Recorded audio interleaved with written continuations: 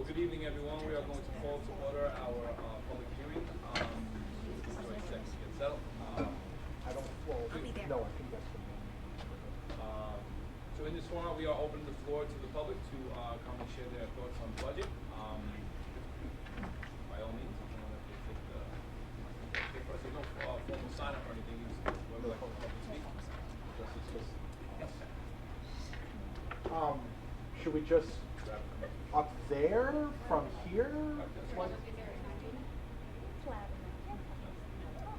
Yeah, that's fine too. If you're more comfortable coming up and speaking too.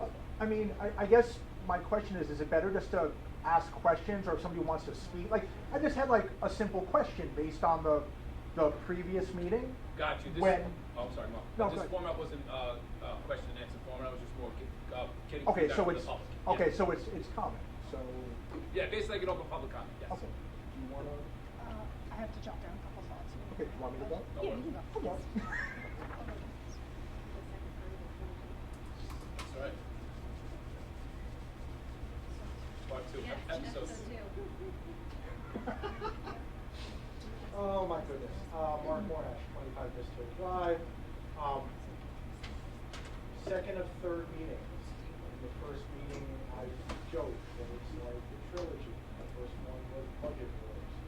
I suppose that makes this episode 5, The Empire Strikes a line item.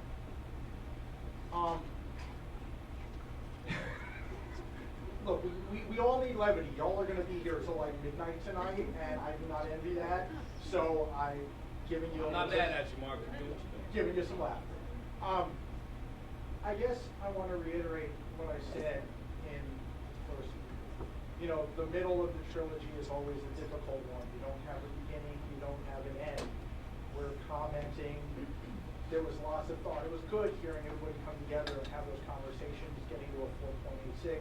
I appreciate that at the meeting, we were supplied with that page in front of us. I appreciate those little things so that I can follow along. It's easy when it's online and I can see all of the line items, but when it's there, I was like, oh, this is a pleasant surprise. I want to be able to say thank you for those things when they occur. I want to say thank you again for allowing there to be public comment. I'm going to just point out in passing, because while that meeting was going on, I got to look. Policy Handbook item 1120A does clearly state 3 minutes of public comment will be provided at all meetings, whether it's special meeting, regular meeting, other than obviously if it's an executive session. So I appreciate that we got through that. I hope going forward we have more of these public hearings. I'm going to speak to the public roundtable for a moment, and I'm going to do it again in an hour. That format where people sat here and had a conversation was the first moment in my short time coming and speaking that I felt like something was moving. I wish I had filmed that meeting. I am forever going to regret I didn't, because it was beautiful. It was what public governance and representation and public comment is meant to be. So I'm going to ask again here, like I asked at the end of the roundtable, if we could please, after this budget gets voted on, if it passes in the next meeting and goes to the town and theoretically comes back, if we have another roundtable, because I think hopefully Superintendent Kenobi to refer back. They're going to wonder why they're getting referred to that, and it's all going to fall on these comments. That we have another one, because I think you'll get an even larger crowd, because there will be a new superintendent, and these are the ways to change things. I'm not a football fan, but I saw an article today that said the year in which new coaches win Super Bowls, and after 5 years, it's almost no coach. And I was like, you know what? That ties into what I said last week, which was nothing ever changes in status quo. We're on this moment where things are about to change. We have this blank slate before us, and I'm hoping that leads, even though I said in the first one, I don't like that word. I want something more accurate.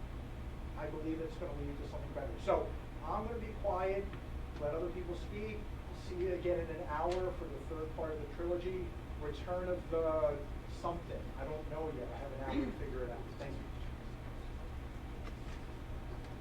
Thank you so much, sir. I appreciate it, Mark. Thank you. Yeah.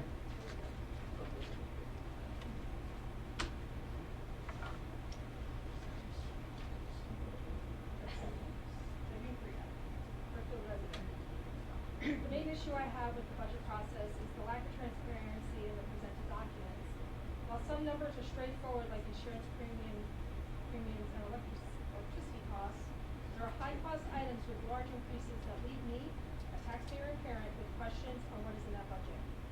Salaries, team and curriculum leaders, $63,000, a 19% increase. Extended duty, $263,000, a 10% increase. In the notes it says game workers, chaperones, curriculum writing, but we have curriculum leaders. In the first one, we're at 63,000, so what percentage of each is in that bucket? Overtime, 61,000, 10% increase. Overtime for hourly employees, defined or used, which building, what program? Legal fees, $255,000, a 41% increase. Sped increase is 50 payroll. Building maintenance, $212,000, no increase. We actually underspent last year, but WMS and EHS have much needed repairs. The athletic entrance soffit is still peeling after 6 years. This is an embarrassment to everyone in town and every visiting team that attends a sporting event at our high school. Well, a detailed budget book, one more thing. I have never seen a request for vape detectors at EHS. I have attended the Brookfield CARES meetings, and Brookfield High School administration was asking for vape detectors at about $1,000 a piece. I think this falls under student safety. Why are these not in the budget and installed several years ago? While a detailed budget book may be available for town boards, the taxpayers need to see what they are voting for in the budget.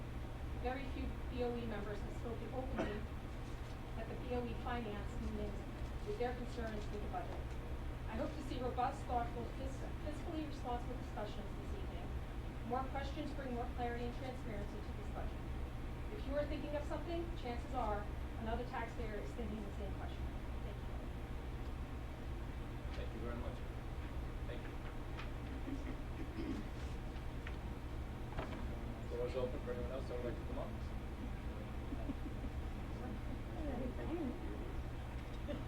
What? I'm here to listen. Would you like me to talk?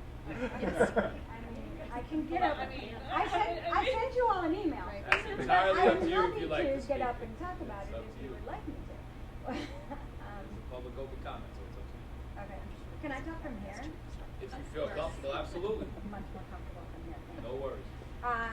So I had sent you guys an email last night trying to understand the special education outplacement line items. Last year we had budgeted for 32 outplacements, and at present we have 29 students outplaced and are close to $30,000 over budget. So I'm not really understanding how we planned for 32 and we're over our spending with 29. And then I look at the increase of $129,950 for next year, and I'm an advocate, most of you know that.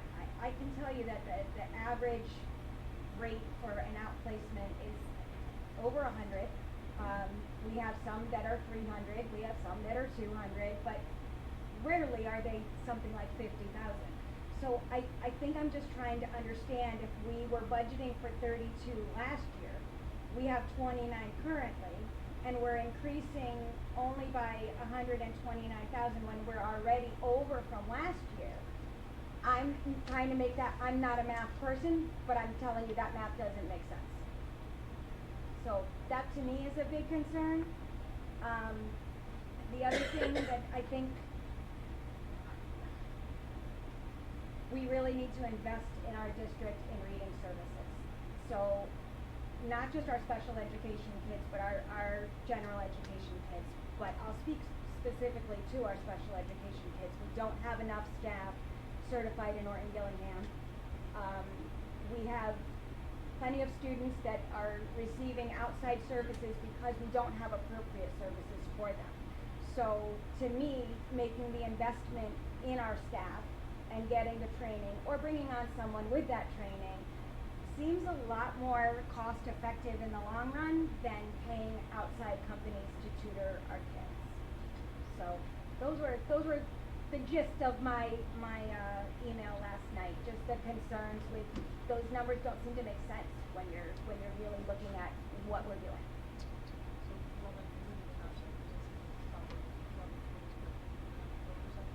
By all means. I think that there are pretty easy answers that we can give you. Is that something that you would do regarding the 29 to 32? I mean, because we, well, I just remember the conversations we had from last year about like projecting 32 with 95% certainty, and then some of those came out of a less expensive program, and then people in more expensive programs moved in. So I can speak to, if you want me to, I can speak to Absolutely. how the budget is developed. I'm not gonna speak to, what the needs of any of the students in the Yeah. population are, or why, a piece might cost this much Right. versus that much, but I can speak to how the budget is put together. Sure. It is put together by our Director of Special Education. Bill is, is intimately, aware of all of the details of each of these student needs, so, and rightfully so, that's where that information stays. But we do a zero-based budgeting, right? So we start from scratch and we say, what do we believe we are going to need to fund in this area next year? And so for out-of-district tuition budgeting, it's based on what we know about our students today. And we don't know what the tuition contracts will look like next year.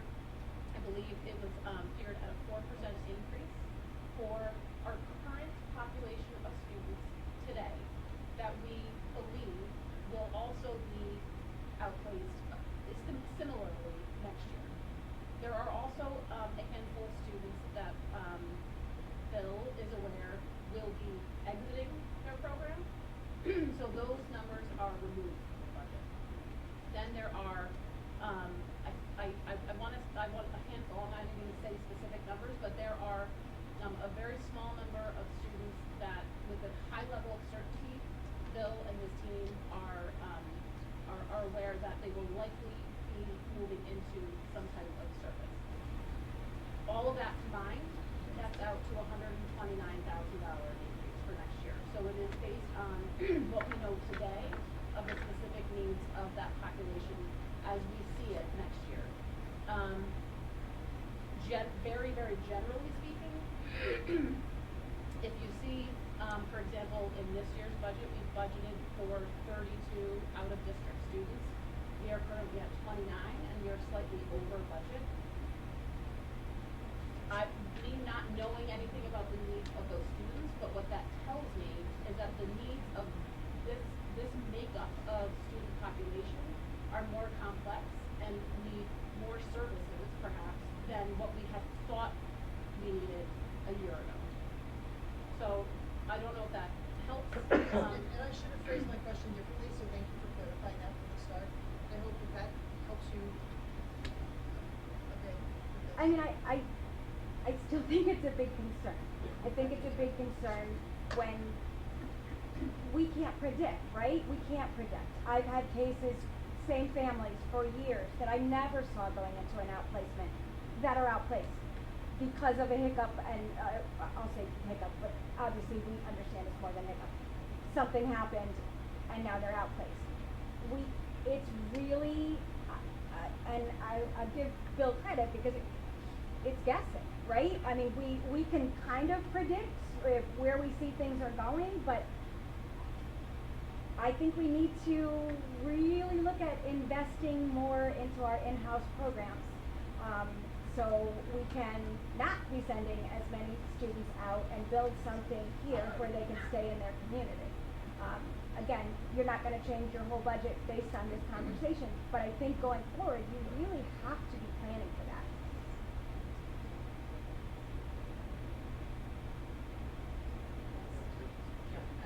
I Mike. Oh, I was just So- asking Rob if it was okay to say, one of I the, think it's, yes, you go. one of the things we made a priority when bringing in a new superintendent and all of the candidates that came in was, that exact issue, figuring out the complications that, you know, and we wanted to make sure we had someone in place that understood the complexities of special education, and we had them, you know, all come back to us with sort of with specific, we had specific questions, and so that is something that we have tasked the new superintendent with prioritizing. So hopefully, because we all recognize that it's, you know, it's a big area of opportunity, and it's really complex, and it's beyond, you know, what we're totally in the wheelhouse of the superintendent that we are bringing in. So please know that we have made that a priority, and hopefully that will. Do we have the numbers all put out? What do you mean? The numbers of students that we put out each year? Easy provided that in the email. I think Or Bill- Bill was Bill working had on that. that. I sent that this afternoon. Yeah. It's just, I also. But you're right, there's building a- an in-house program there's- requires. Right, to we increase have our- a huge influx, I think I gave you the numbers of what Berkshire 3 looks like Yeah. right now. And those are kids that are aging in. And I'm just going to tell you from my own experience, we're seeing significantly more challenges than in my 15 years I have seen for young children. A lot of behaviors, a lot of challenges. We're going to need to do something because we're not going to be able to outplace everybody coming up the pipe that needs it, for sure. I have one more thing, if that's all right. Yes. I also want to be very clear that it is a common understanding of how the out-of-district tuition is budgeted amongst, you know, this board of ed, and we've talked about it at finance committees and as a full board, as well as with the Board of Selectmen and the Board of Finance. And so there is no, the direction is not to add sort of a placeholder for some of those unknowns that we all fully are aware can happen, right? And they do happen on occasion. But really, the thinking is, you know, across the community, amongst the board, is to only budget for what we know that we have right now and we believe will happen next year, and what we are with high certainty thinking will take place. So it wouldn't be a surprise, right? That could change. It shouldn't be a surprise, I should say. I think my concern is we, you know, always ended up red, right, in July. I mean, we were starting out negative, right, because of special education. So this past year, we put with high probability people that were gonna go out. So what we can say 100% certainty that we have no children that have a probability, a high probability of going out. So there are 3 in there that I said are, you know, they're not in, you know, I think they would be more likely a transition type service. They're not there now, but they will be eligible So next we year. don't have any kids grade K through 12 on our radar that could potentially go out. That's the question. I mean, not. Not at this, and you guys know how, I don't like to predict, I don't wanna predict. In some cases, as Marnie said, there are situations that arise very quickly. But if I said to you, like I said last year, 5, I'm uncomfortable saying 5 because if it's not 5, and if you look at the numbers I provided, in any given year, I have not even outplaced 5 new students. So 5 would be wrong. 3, 6, in my mind, 5 is sort of if I'm at that point, we need to look at it differently. But these are all very individual situations. I don't think you can speak to it as any specific student with any specific disability. There are situations where we have worked on plans for years, and that we find ourselves at what else have we tried, and we've tried everything. And any more than that, I would go into details that I really can't share. But there's always thoughtfulness. I hesitate to predict, and I am confident that we try everything possible, and I hold that firm before we even consider looking at an outplacement. I think, to your point, I mean, the message we're budgeting for the knowns. Correct, and I'm so We uncomfortable will have trying to manage to the unknowns predict. if they occur in the future. And I think that's aligned to your point, the selectmen for finance and how the expectation of that budget is run, given the volatility of it. Mhm. So can we just get some clarification on the asks? So the original ask from the special ed department was 3 full-time preschool paras, 0.1 speech language teacher, 1 full-time director of counseling, 3 special ed paras, 1 full-time special ed teacher, and then there's some PD, which is Mhm. So out of those, which ones are for cut? And were all of those So in in addition to the PD? the One was at advanced co-teaching PD. And co-teaching is definitely, something that a lot of left. That was the elementary, Highly consider. elementary. And something we would need if we're bringing out-of-place students in.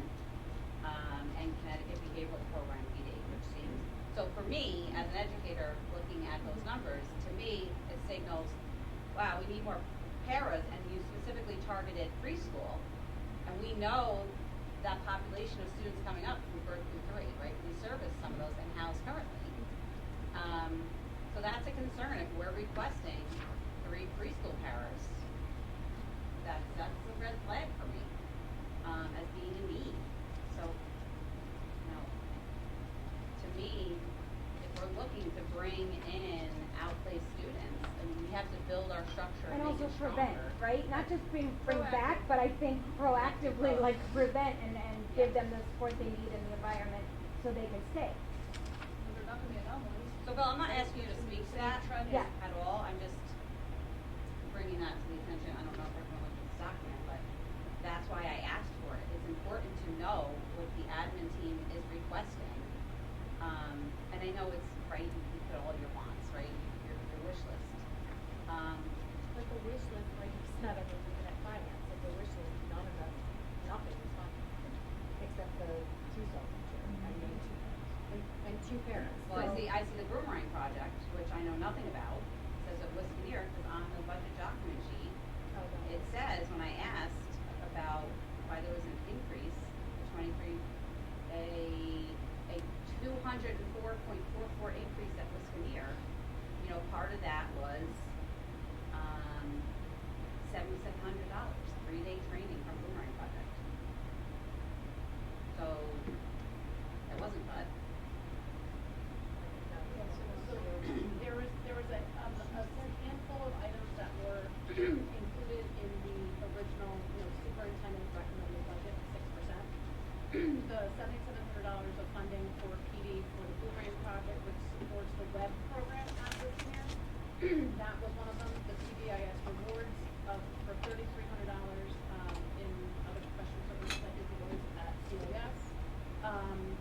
2 special ed paraeducators, the multi-language teacher, the firewall upgrade, new microscopes at the high school, and additional instructional supplies to support the additional section of physics at the high school.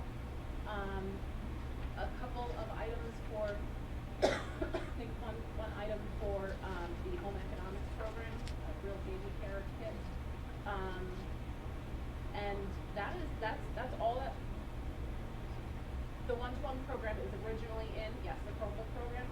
In all of the different budget scenarios that we'll be talking about before meeting tonight, the only thing out of all those things that I just mentioned that are kept are the 1.0 multi-level, ML teacher, the 2.0 FTEs for the parent educators, and the firewall. Everything else that so were taken, like PBS awards, like I just said, Boomerang, so things were taken, whether they're small amounts, it's still. Well, so they're in the 6%, but in any of these reduced scenarios, they're all taken out. Are we, I'm sorry, because I don't know what I'm allowed to ask and what I'm not. Are we allowed to ask where those paras are earmarked for? Since the request was made with the preschool, is that, I'm just trying to understand. I mean, it's a I good question. can't hear you, sorry. It's a Well, good I mean, question. we I don't know if requested they're. special education. Gotcha. You Yeah, don't no, know. I- That's and that's- fine. and that makes It would sense. be like a building The level, building principal level decision. Okay.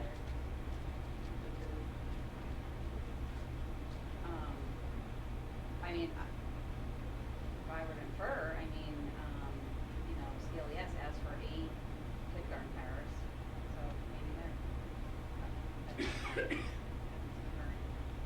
Cause nobody else requested pairs, so. Are kindergarten paras considered special ed paras, or they're not Well, considered? so we spent a lot of time investing that into the budget, and then we were pulled from our investors. Without our rules, so that was concerned.